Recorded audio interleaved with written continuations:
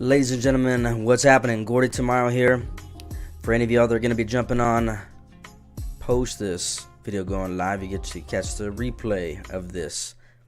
But I was hoping potentially we might be able to get some people on here, see if we got any engagement with some folks that want to talk about this topic, because it just fell off the world and makes you wonder why. At least it makes me wonder why.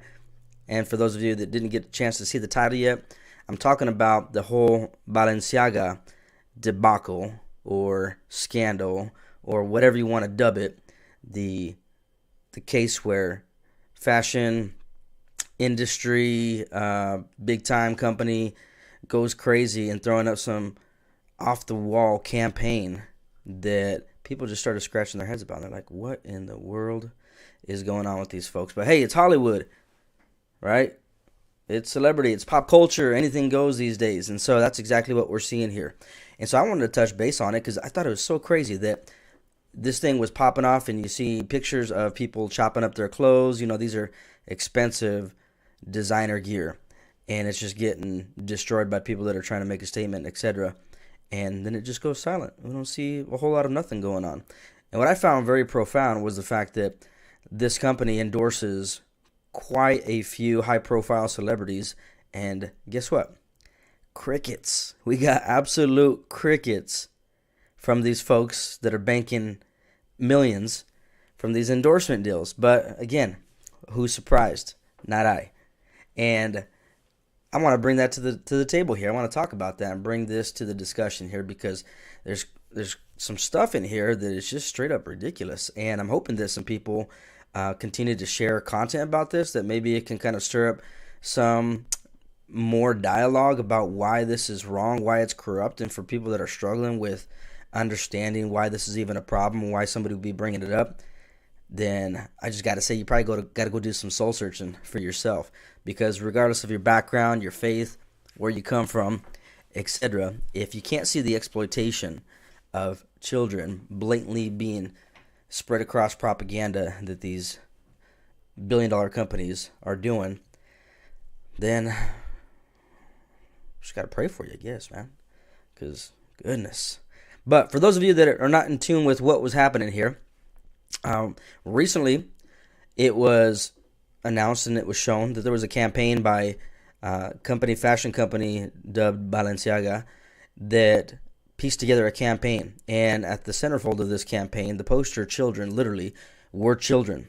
What made this so disturbing was the fact that they had incorporated children with BDSM content, clothing, for those that are unfamiliar with that, very sexually explicit, adult-like apparel, bondage type stuff, leather straps covering up the crotch and the neck, and just kind of erotic type stuff that was being utilized and being displayed in a certain type of manner alongside kids that were probably no older than like 7, 8 years old. And some of the stuff that was done as far as product placement was very disturbing as well. And if you were able to look at those pictures, I'm not going to share them necessarily right now on this broadcast, but if you haven't, I don't even know if you want to, but you see certain things that are in there that are subliminal messages, such as, dog collars and dog bones and stuff that was underneath the table along liquor bottles. And crazy enough, you even had newspaper clippings from the United States versus, I want to say it's Williams was the name of the case, where they were going back and forth and combating what was considered coming against First Amendment rights when it came to people using child pornography and questions surrounding the content that they were sharing, etc. And that was the Supreme Court case that was used to, try to uphold the fact that, hey, you got to have some guardrails here. You got to have some kind of boundary in place, because the case, even in that particular scenario, was pretty nasty. You had a dad that was busted, had some content from his daughter, I want to say, and was promoting some other stuff that was for sale, but that didn't come to light, and so they were trying to get out of the hook on that one, and that's where this case came about. And those clippings from that article were just nonchalantly placed along the table. along with everything else, which was absolutely bonkers and berserk. But you may be asking yourself as well, like, who is this company anyways, And if you haven't done some research, I did some research for you, and you might have seen other things that are floating around there. But crazy enough, the parent company for Balenciaga is Kering. They're a French-based multinational corporation. They specialize in luxury goods. So Balenciaga is just one of their portfolio companies, one of their companies in their portfolio that spans the globe. But a lot of them are technically in fashion and luxury type goods, so they appeal to the super rich, is the content that they, or the companies that they own. And so you probably know of Gucci, right? Gucci is one of the more well-known brands that's out there, so they own Gucci as well, amongst some other ones that I wasn't necessarily familiar with myself outside of Gucci. And Saint Laurent, Yves Saint Laurent, I want to say is how it's dubbed. That's the other one that you might have seen, or is more typical. But crazy enough, on top of that, the board of directors has some interesting people on their board as well. And one of the owners of this group, François-Henri Pinault, he's the current chairman and CEO. He's actually the husband of Salma Hayek. And she's one of those, again, that you don't hear nothing being said about this whole thing that was taking place. And so I thought that was pretty crazy as well, but not surprising. Some other known board of directors that are associated with Kering. Emma Watson. Wow. That's an interesting one. You might remember her from the Harry Potter series. And she's on the board for them as well. But upon digging a little bit further, because you probably recognize artists such as Dua Lipa, Madonna, Kim Kardashian, Nicole Kidman, I believe, is another one. Ella Emhoff, which is the stepdaughter to Vice President Kamala Harris. And again, you hear nothing, absolutely nothing being spoken of from any of these individuals who actually have a platform and have the ability to speak up and reach millions. But, you look into their content again, and you look at the fashion as a whole from this particular brand, and it's not surprising because the people, the artistic directors that are behind it as well, very grotesque in the content that they build and the designs that they come together with. Very satanic, very occultic-like. And, some crazy stuff. You even see, like, babies, fake babies that are dipped in blood and stuff like that, and they're holding on to these things. And it's all in the name of art. But again, not surprising, because that's the whole intention. The intention is to normalize this type of debauchery so that people become normalized by it. And people aren't afraid to see it. People don't get disgusted by it. They don't get disturbed by it.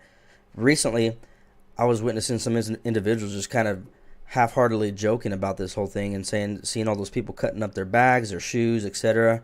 And they're like, if you're just going to cut it up and do that, just toss it on over to so-and-so, and they'd love to keep it.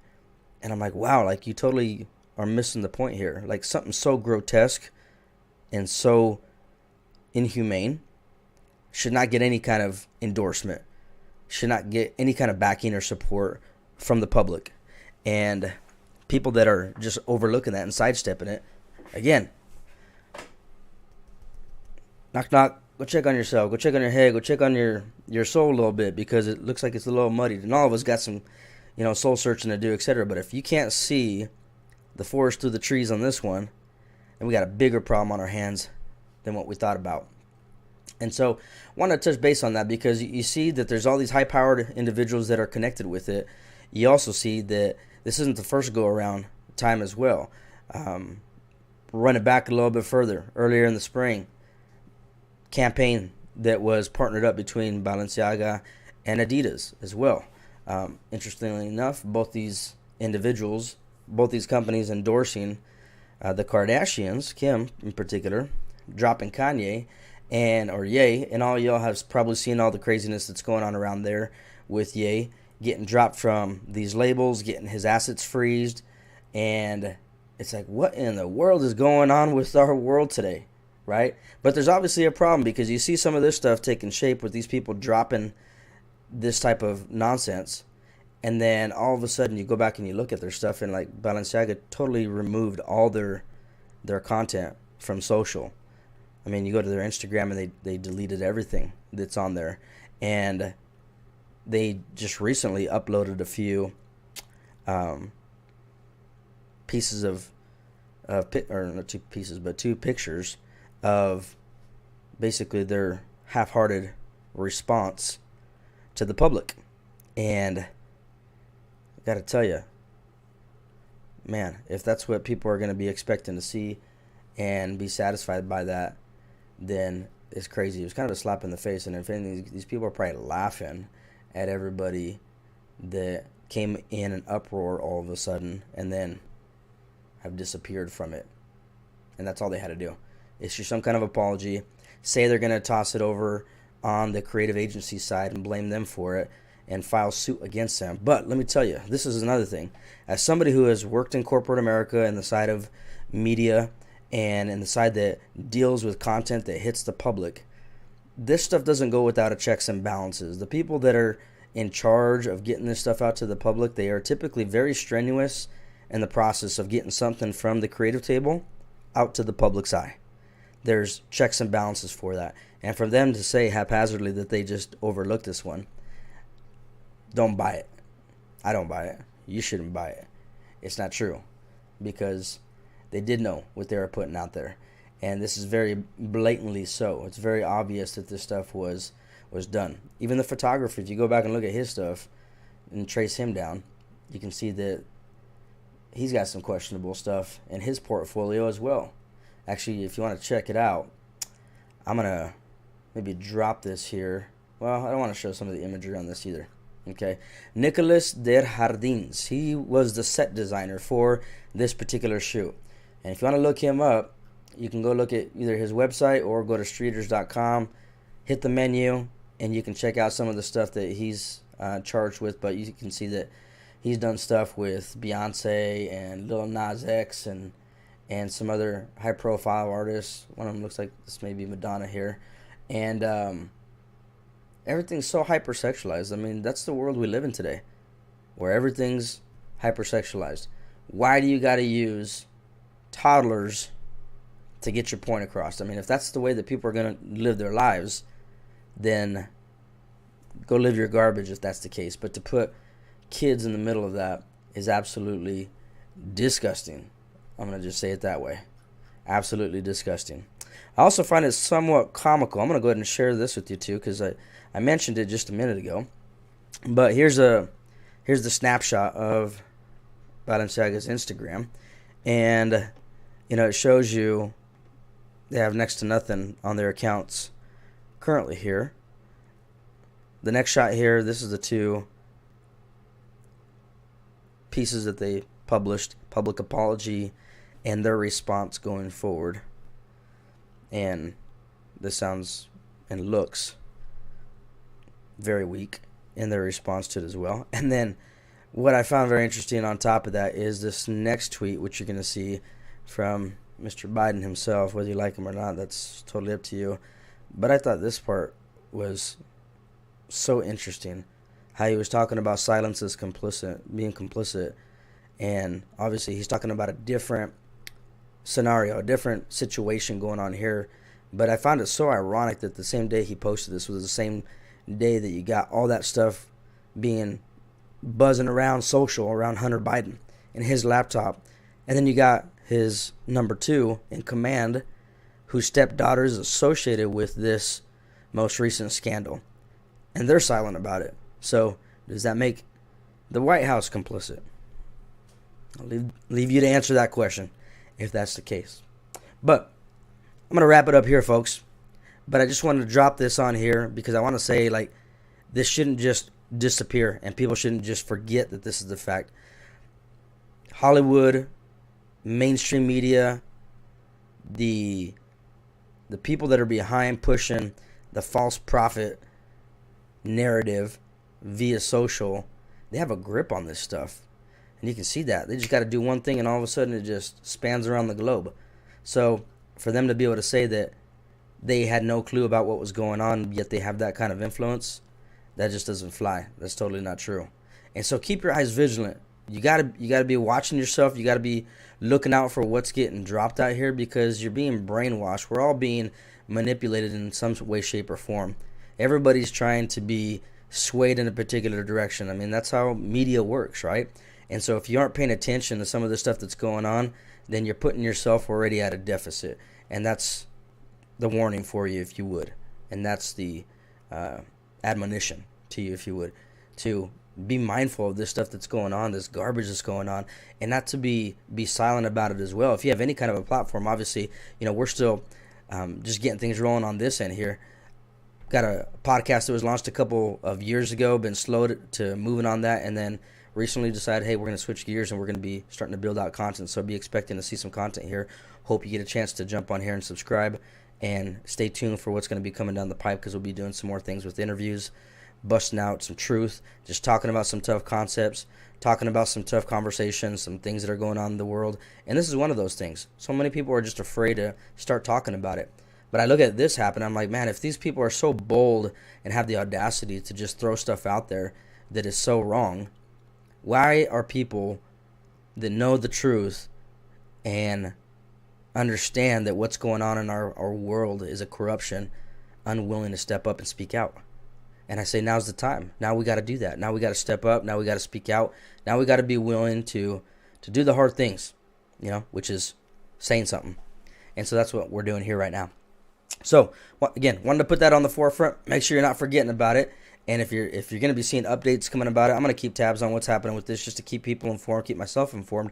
But I encourage you to do the same. Again, if you have any kind of a platform, any kind of an audience, you ought to be sharing about what's going on in this world and why we need to be alerting other people, because people are just sleeping by the wayside. So much so, people thinking this is never going to affect them, never going to hit them. And I'm not going to touch on this today, but this morning, I had an experience where all this stuff that's going on with this scandal and the ripple effect that it has on our culture impacted me even today in an experience that I had in public.